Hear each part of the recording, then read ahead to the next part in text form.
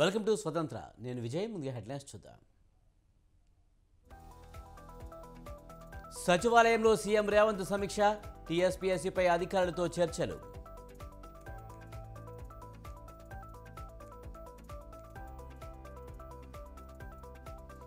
Party నేతలతో షర్మిల అత్యవసర సమావేశం, పార్టీ విలీనం, భవిష్యత్ కార్యాచరణపై చర్చ.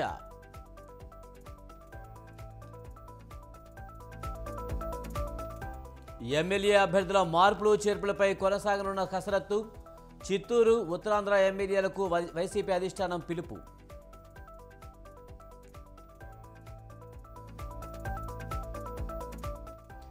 నిబంధనలు పాటించని పబ్బులపై కొరడ, 6 పబ్బులపై పోలీసులు కేసులు.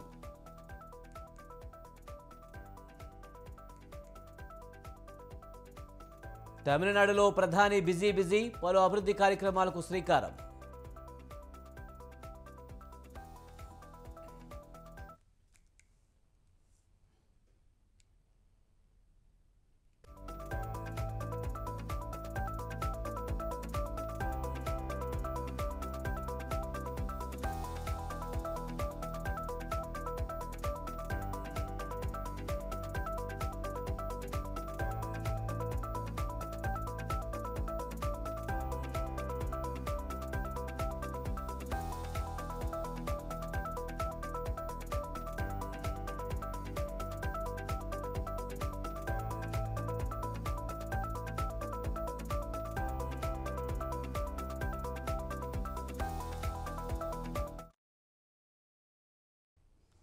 వైఎస్ఆర్టీపీ అధినేత్రి షర్మిల కాంగ్రెస్లో చేరికకు ముహూర్తం ఖరారైంది. ఈ నెల 4న ఉదయం 11 గంటలకు ఆమె కాంగ్రెస్లో చేరనున్నట్లు తెలుస్తోంది. ఈ నెల 4న ఢిల్లీకి రావాలంటూ షర్మిలకు పార్టీ అధ్యక్షుడు ఖర్గే ఆహ్వానం పంపారు. ఢిల్లీలో సోనియా గాంధీ, రాహుల్తో భేటీ తర్వాత ఆమెకిచ్చే పదవిపై స్పష్టత రానుంది.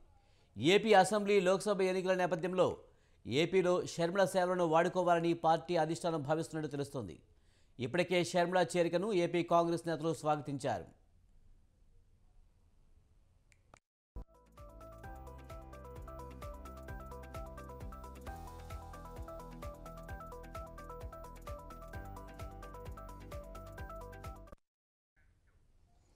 హైదరాబాద్లో అందుబాటులో ఉన్న పార్టీ ముఖ్య నేతలతో అత్యవసర సమావేశం నిర్వహించారు షర్మిల. పార్టీ విలీనం, భవిష్యత్ కార్యాచరణపై చర్చిస్తున్నారు. పార్టీ విలీనంపై షర్మిల కీలక ప్రకటన చేసే అవకాశం ఉంది. అనంతరం షర్మిల ఇడుపులపైకు బయలుదేరి వెళ్లనున్నారు. ఇక ఇదే అంశానికి సంబంధించి మరింత సమాచారాన్ని మా ప్రతినిధి ఉషా అందిస్తారు. ఉషా, ఈ నెల 4న షర్మిల కాంగ్రెస్లో చేరుతున్నట్టుగా తెలుస్తుంది. పూర్తి సమాచారం ఏంటి?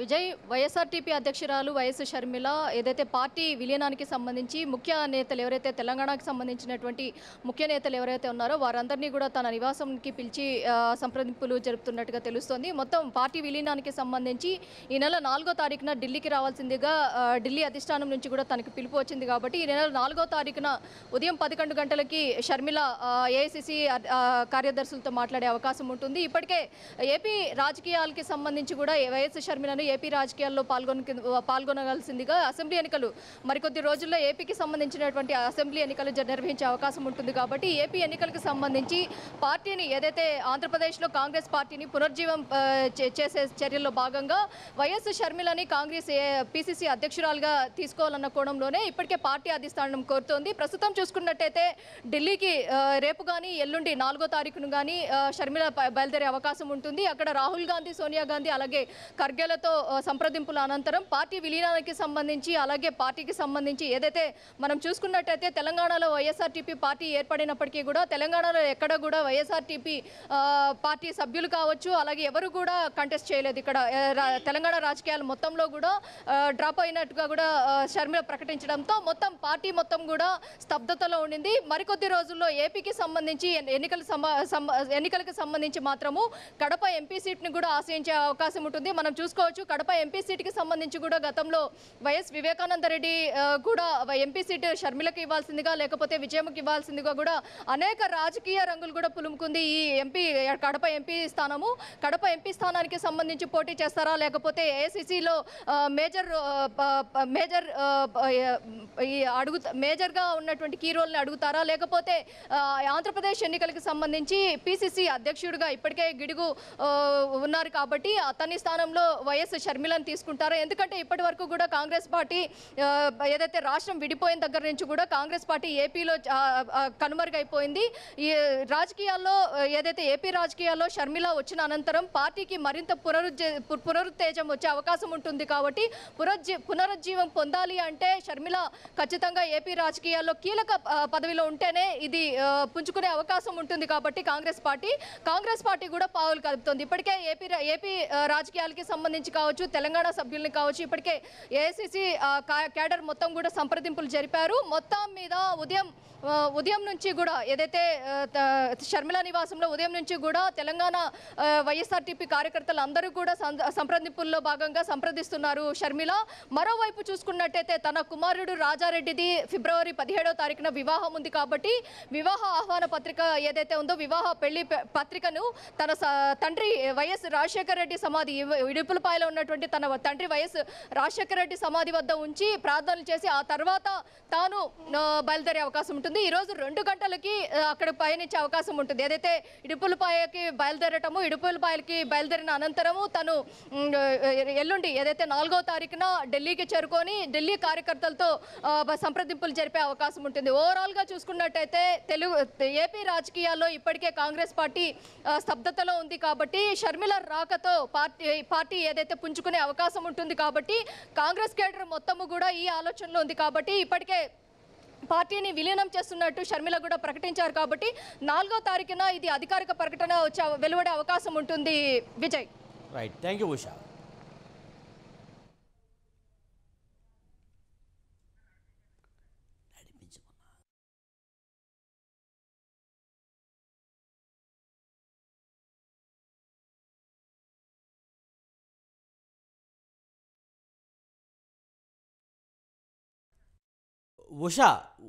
ఉషా లైన్లో ఉన్నారా?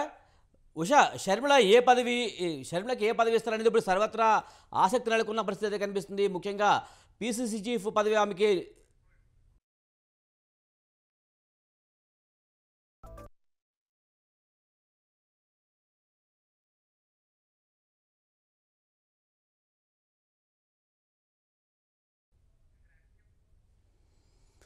వైఎస్ఆర్టీపీ అధినేత్రి షర్మిల కాంగ్రెస్లో చేరికకు ముహూర్తం ఖరారైంది.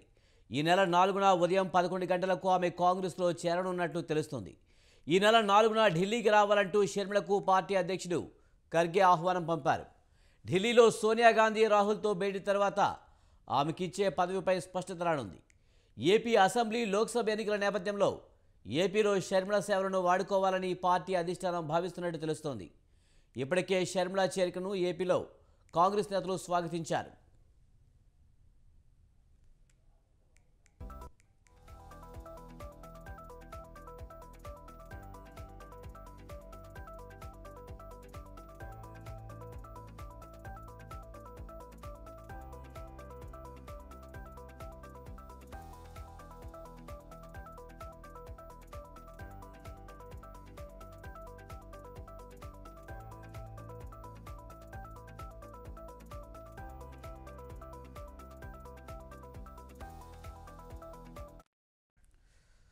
హైదరాబాద్లో అందుబాటులో ఉన్న పార్టీ ముఖ్య నేతలతో అత్యవసర సమావేశం నిర్వహిస్తున్నారు షర్మిల. పార్టీ విలీనం, భవిష్యత్ కార్యాచరణపై చర్చిస్తున్నారు. పార్టీ విలీనంపై షర్మిల కీలక ప్రకటన చేసే అవకాశం ఉంది. అనంతరం షర్మిల ఇడుపులపాయకు బయలుదేరి వెళ్లనున్నారు.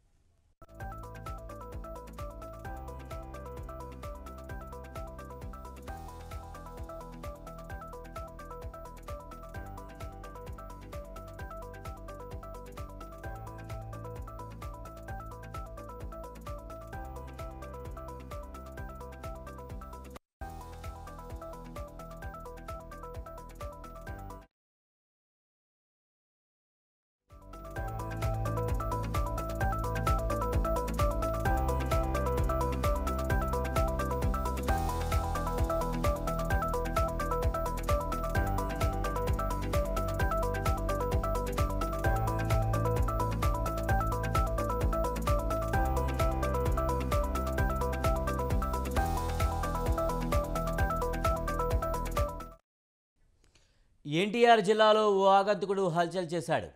అదిత్ సింగ్ నగర్ వాంబే కాలనీలో శ్మశాన వాటిక పొగగొట్టం ఎక్కి నానా హంగామా చేశారు. మధ్యమత్తులో పైకి ఎక్కి ఉంటాడని స్థానికులు అనుమానిస్తున్నారు. సమాచారం తెలుసుకున్న పోలీసులు ఘటనా స్థలానికి చేరుకుని ఆ వ్యక్తిని కిందకి దింపే ప్రయత్నం చేశారు.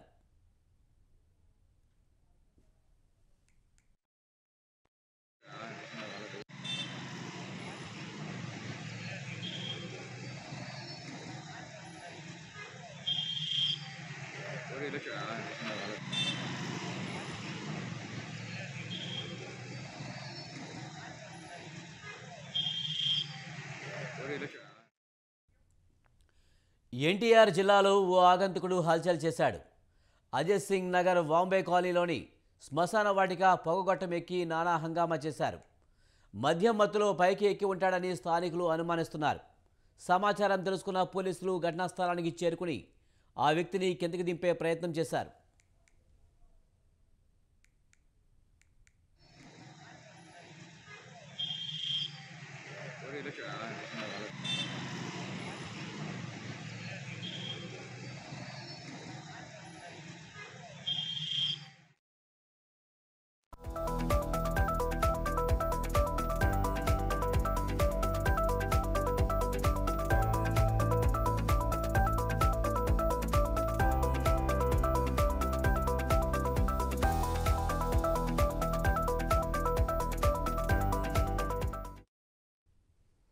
పల్నాడు జిల్లా నరసరావుపేట ఎమ్మెల్యే గోపిరెడ్డి శ్రీనివాసరెడ్డి ఆధ్వర్యంలో శానిటేషన్ స్పెషల్ డ్రైవ్ను చేపట్టారు. శానిటేషన్ స్పెషల్ డ్రైవ్ను మున్సిపల్ కార్మికులు అడ్డుకున్నారు. ట్రాక్టర్ నుంచి చెత్తను కార్మికులు రోడ్లపై పడేయడంతో ఎమ్మెల్యే రోడ్లను శుభ్రం చేశారు. రోడ్లపై ఆందోళన చేస్తున్న నిరసన కార్మికులను పోలీసులు అదుపులోకి తీసుకున్నారు.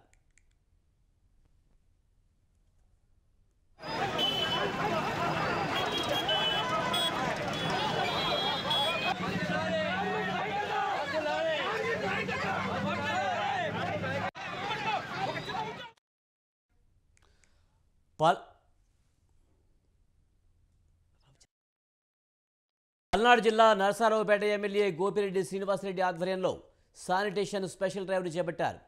శానిటేషన్ స్పెషల్ డ్రైవ్ను మున్సిపల్ కార్మికులు అడ్డుకున్నారు. ఇక ఇదే అంశానికి సంబంధించి మరింత సమాచారాన్ని మా ప్రతినిధి రవిచంద్ర అందిస్తారు. రవిచంద్ర, నరసరావుపేట ఎమ్మెల్యే గోపిరెడ్డి శ్రీనివాసరెడ్డి ఆధ్వర్యంలో శానిటేషన్ స్పెషల్ డ్రైవ్ను మున్సిపల్ కార్మికులు అడ్డుకున్నట్టుగా తెలుస్తుంది. పూర్తి సమాచారం ఏంటి? విజయ్, నరసరావుపేటలో అయితే ప్రస్తుతం మున్సిపల్ పారిశుద్ధ్య కార్మికులకు అధికార పార్టీ ఎమ్మెల్యే వర్గీయులకు మధ్య అయితే తీవ్ర ఉద్రిక్తత అయితే నెలకొంది. పారిశుద్ధ్యాన్ని మెరుగుపరిచే దానిలో భాగంగా ఈ రోజు పారిశుద్ధ్య కార్మికులు సమ్మెలో ఉన్న నేపథ్యంలో ఎమ్మెల్యే గోపిరెడ్డి శ్రీనివాసరెడ్డి చొరవ తీసుకొని స్పెషల్ డ్రైవ్ చేపట్టే కార్యక్రమాన్ని అయితే తీసుకున్నారు. అయితే ఈ స్పెషల్ డ్రైవ్ ను పారిశుద్ధ్య కార్మికులు అడ్డుకున్నారు. ప్రభుత్వం మా సమస్యను పరిష్కరించే వరకు ఎక్కడ పారిశుద్ధ్యం అక్కడే నిలిచిపోవాలంటూ నిరసన చేపట్టడంతో ఎమ్మెల్యే వర్గీయులకు అదేవిధంగా పారిశుద్ధ్య కార్మికులకు మధ్య వాగ్వివాదం చోటు చేసుకోవడం, పోలీసులు జోక్యం చేసుకోవడం, ఈ సందర్భంగా ఒకరిపై ఒకరు కొంత దూకుడుగా వ్యవహరించిన నేపథ్యంలో పోలీసులు కొందరు పారిశుద్ధ్య కార్మికులను అదుపులోకి తీసుకున్న నేపథ్యంలో పట్టణ పోలీస్ స్టేషన్ వద్ద ఇప్పటికే పారిశుద్ధ్య కార్మికులు బైఠాయించి తక్షణమే అదుపులోకి తీసుకున్న పారిశుద్ధ్య కార్మికులను విడుదల చేయాలని నిరసన అయితే గోపిరెడ్డికి మధ్య అయితే తీవ్ర వివాదం అయితే చోటు చేసుకుంది. తీవ్ర ఉద్రిక్తతలు అయితే నరసరావుపేట పట్టణంలో, పల్నాడు జిల్లా కేంద్రమైన నరసరావుపేట పట్టణంలో ప్రస్తుతం చోటు చేసుకున్నాయి. విజయ్, రవిచంద్ర, ముఖ్యంగా కార్మికులు ఆందోళన చేస్తున్న నేపథ్యంలో మరి ఎమ్మెల్యే ఈ మున్సిపల్ కార్మికుల సమస్యలపై ఏమన్నా చొరవ తీసుకునే అవకాశం ఉందా? ఆయన ఏమన్నా మాట్లాడడం జరిగిందా? అయితే కార్మికులకు నచ్చజెప్పే ప్రయత్నం అయితే ఎమ్మెల్యే గోపిరెడ్డి చేయబోయారు. నేను ప్రభుత్వం దృష్టికి తీసుకువెళ్తాను, ప్రభుత్వం సమస్యలను సానుకూలంగా స్పందించే విధంగా ముఖ్యమంత్రి జగన్మోహన్ రెడ్డికి నేను స్వయంగా చెప్తాను అని నచ్చజెప్పే ప్రయత్నం చేశారు. అయితే అప్పటి వరకు తమ విధులకు ఆటంకం కలిగించే విధంగా మీరు మాత్రం మాకు వ్యతిరేకంగా ఈ స్పెషల్ డ్రైవ్ ను చేపట్టడానికి లేదని పారిశుద్ధ్య కార్మికులు భీష్మించి కూర్చొని అడ్డుకోగలటంతో పక్కన ఉన్న అనుచరులు, ఎమ్మెల్యే పక్కన ఉన్న అనుచరులకు వారికి మధ్య వివాదం చోటు చేసుకున్న నేపథ్యంలో కొంత ఉద్రిక్తత అయితే నెలకొంది. Vijay, right, thank you Ravichandra.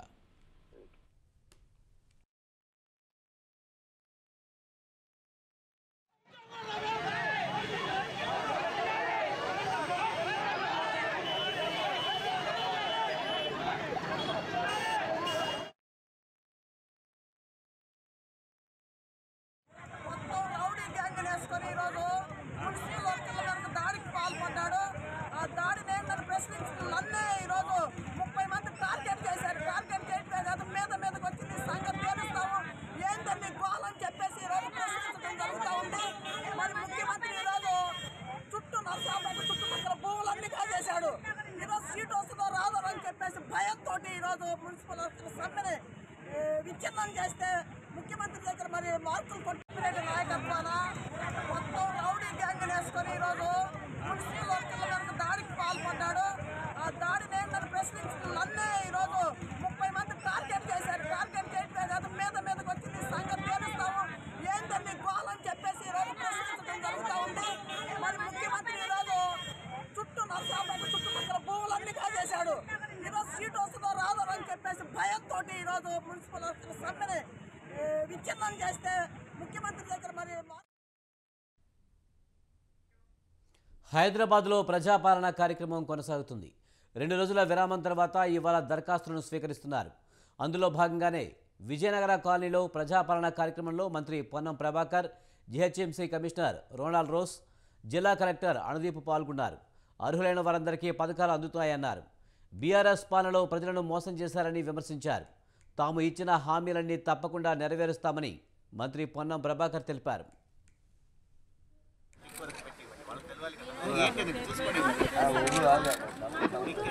అట్లా కాదమ్మా, ఉర్దూ రానప్పుడు ఏం చేయాలి పెట్టుకొని ఇది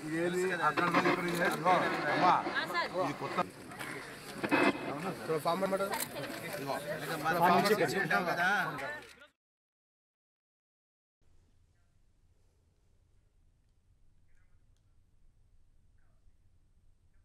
బీజేపీ కార్యాలయంలో కేంద్ర మంత్రి కిషన్ రెడ్డి మాట్లాడుతున్నారు. ఇప్పుడు అలా చూద్దాం. నేషనల్ డ్యామ్ సేఫ్టీ అథారిటీ మరిన్ని వివరాలు కావాలని రాష్ట్ర ప్రభుత్వాన్ని లిఖితపూర్వకంగా అడగడం జరిగింది. కానీ దురదృష్టం ఏంటంటే ఈ రోజు వరకు కూడా రాష్ట్ర ప్రభుత్వం నుంచి నేషనల్ డ్యామ్ సేఫ్టీ అథారిటీ అడిగినటువంటి 20 అంశాలపైన ఏ రకమైనటువంటి వివరాలు అందజేయలేదు.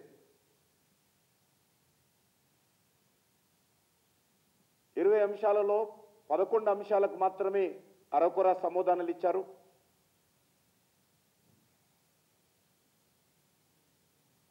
చాలా స్పష్టంగా national dam safety authority barrage నిర్మాణ సమయంలో చేయాల్సినటువంటి ప్రాపర్ ఇన్వెస్టిగేషన్ కానీ, సాయిల్ టెస్ట్ కానీ, ఎన్వైరన్మెంటల్ టెస్ట్ కానీ చేయలేదనే విషయము national dam safety authority committee వెల్లడించడం జరిగింది. రాష్ట్ర ప్రభుత్వము కావాలని ఆ వివరాలన్నీ గోప్యంగా ఉంచుతుంది, దాచిపెడతా ఉంది.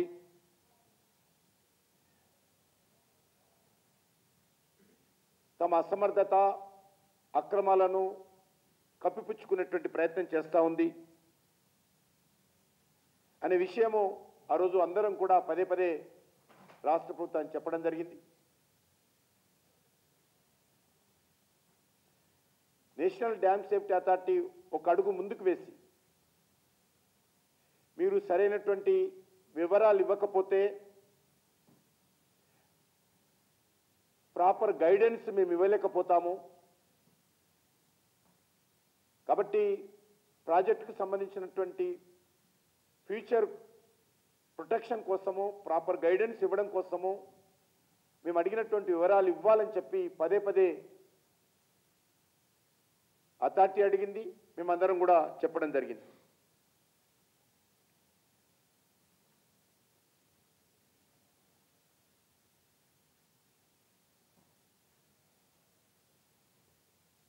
దురదృష్టం ఏంటంటే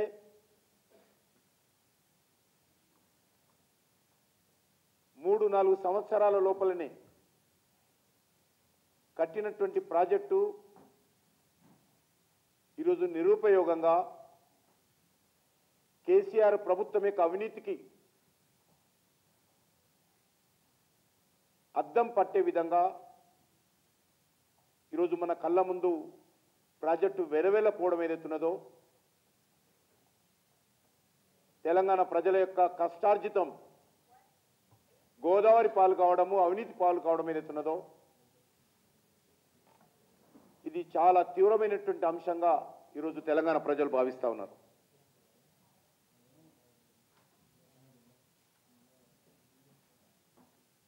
కాళేశ్వరం ప్రాజెక్టు భవిష్యత్ ఏంటి? నష్టపోయినటువంటి పిల్లర్స్ను మళ్ళీ కడతారా, లేక నేషనల్ డ్యామ్ సేఫ్టీ అథారిటీ స్థలాలు మరింత తీసుకుంటారా? ఈ ప్రాజెక్టు కట్టడంలో జరిగినటువంటి అవినీతి పైన కాంగ్రెస్ పార్టీ ప్రభుత్వము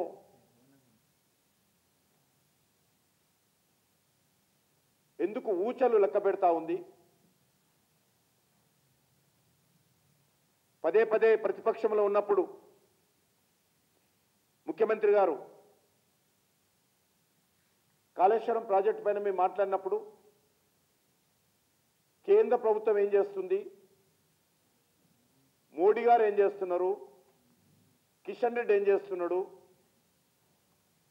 అని పదే పదే రేవంత్ రెడ్డి గారు మాట్లాడారు. మరి ఈరోజు రాష్ట్ర ప్రభుత్వ వైఖరి ఏంటో చెప్పాల్సినటువంటి అవసరం ఉంది. ఆ రోజు మేము కేసీఆర్ని అడిగినప్పటికీ కూడా ఆయన సిబిఐకి అంగీకరించలేదు. చట్టం చేయడం జరిగింది. సిబిఐ రాష్ట్ర ప్రభుత్వ అనుమతి లేకుండా తెలంగాణకు సంబంధించినటువంటి ప్రభుత్వ ప్రాజెక్టుల మీద దర్యాప్తు చేయకూడదనేటువంటి యాక్ట్ను తెలంగాణ ప్రభుత్వము, కేసీఆర్ ప్రభుత్వం ఆ రోజు ముందుకు తీసుకురావడం జరిగింది.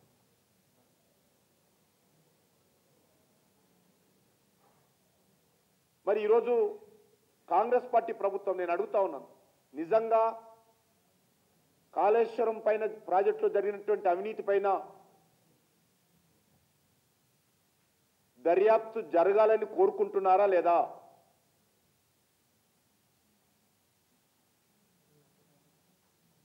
దోషులకు శిక్ష పడాలని కోరుకుంటున్నారా లేదా?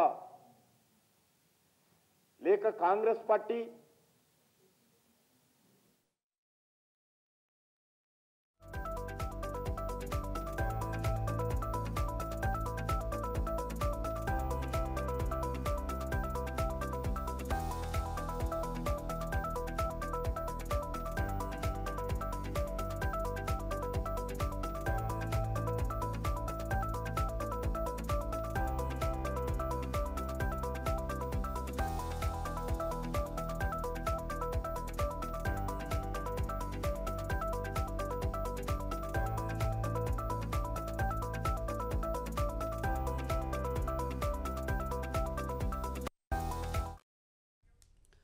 ఖైరతాబాద్ నియోజకవర్గం బీఆర్ఎస్ ఎమ్మెల్యే దానం నాగేందర్ భూ కబ్జాలకు పాల్పడ్డాడని పలువురు బాధితులు రోడ్డెక్కారు.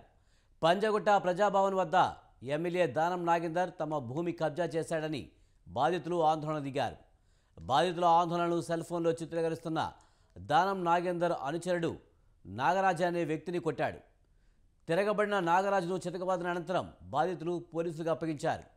ప్రజాభవన్ వద్ద దక్షిణ మండలం డీసీపీ విజయ్ కుమార్ని కలిసి భూ కబ్జా వివరాలను తెలిపారు. కబ్జా పట్ల తమ ఆవేదనను బాధితులు వెళ్లబోసుకున్నారు. సో ఆ సమయంలో వాళ్ళు మీడియా ముందుకు వచ్చి మాట్లాడుతున్న సమయంలో దానం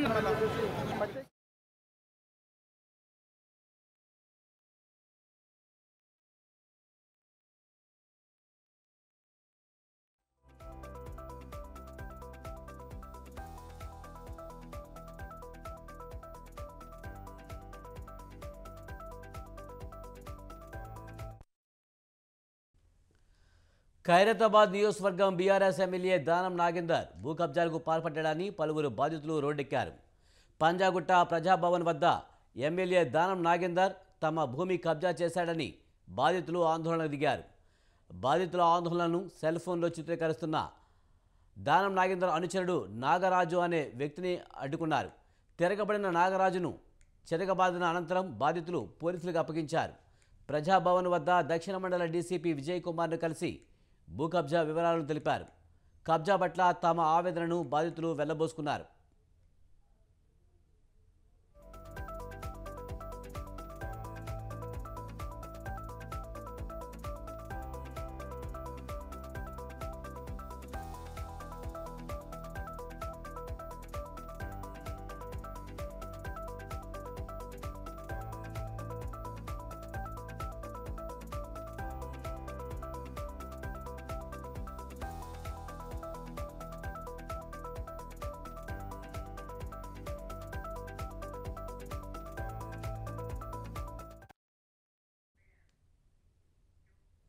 తమిళనాడులోని తిరుచిరాపల్లిలో భారతీయ దర్శన్ యూనివర్సిటీలో స్నాతకోత్సవంలో ప్రధాని మోదీ పాల్గొన్నారు.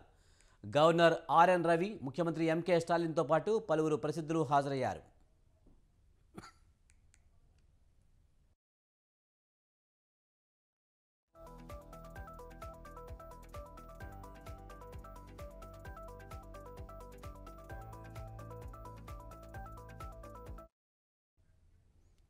తిరుచిరాపల్లికి వచ్చిన ప్రధానికి ముఖ్యమంత్రి స్టాలిన్, తమిళనాడు కేబినెట్ మంత్రులు ఘన స్వాగతం చెప్పారు.